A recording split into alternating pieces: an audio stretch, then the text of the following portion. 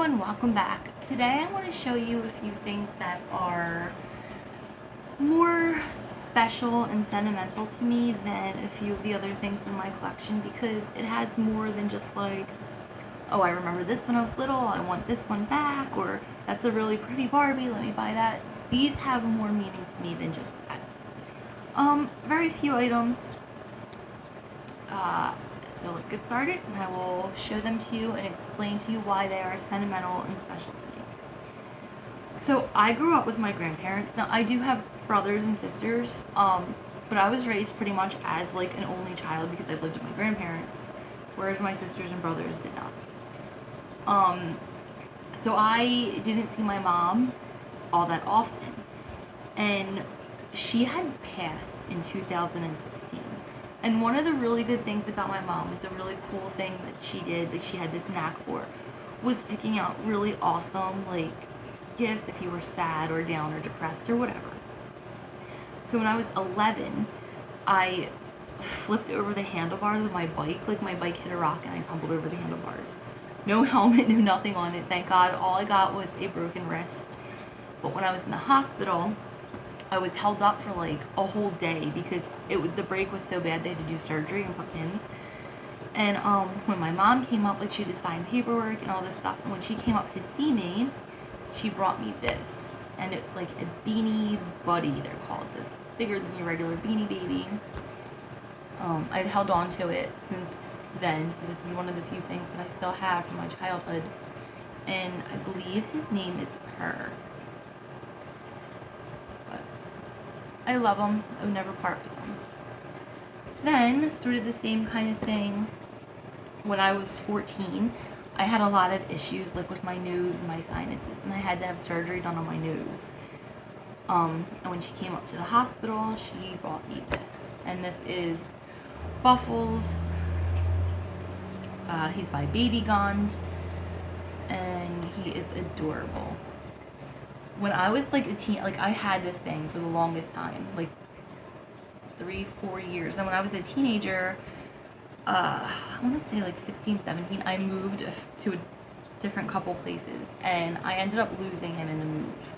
And I went crazy trying to find this guy on eBay, and I didn't realize that they had two sizes. So he's like I think it's like the 14 inch or 16, and then they had a tinier one, a 10 inch.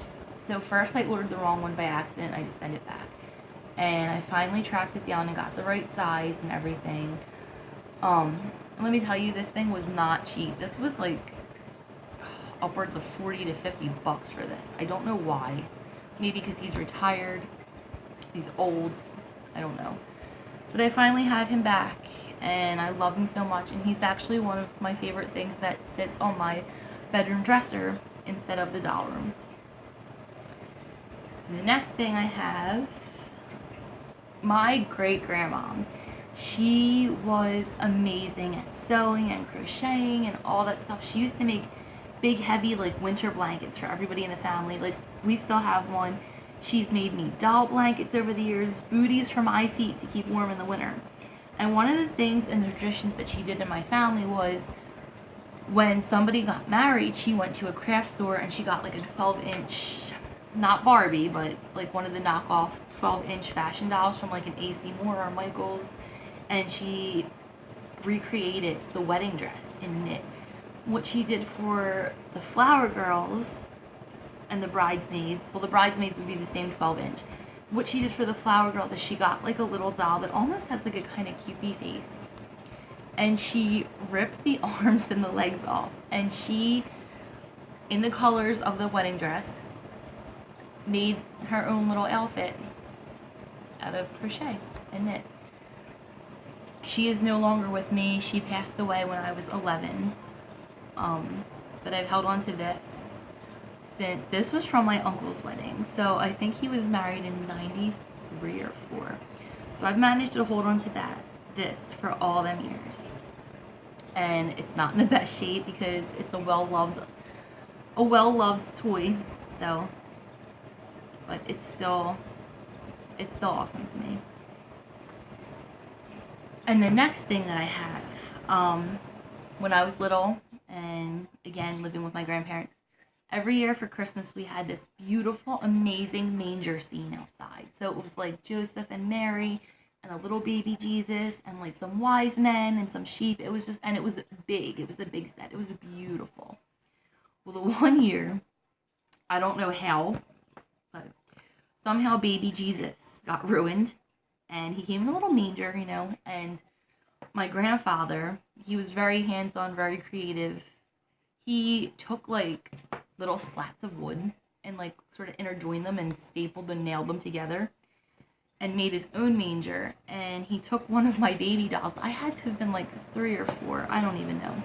But he took one of my baby dolls and he put it in place in the manger as baby Jesus. So this to me will always be baby Jesus.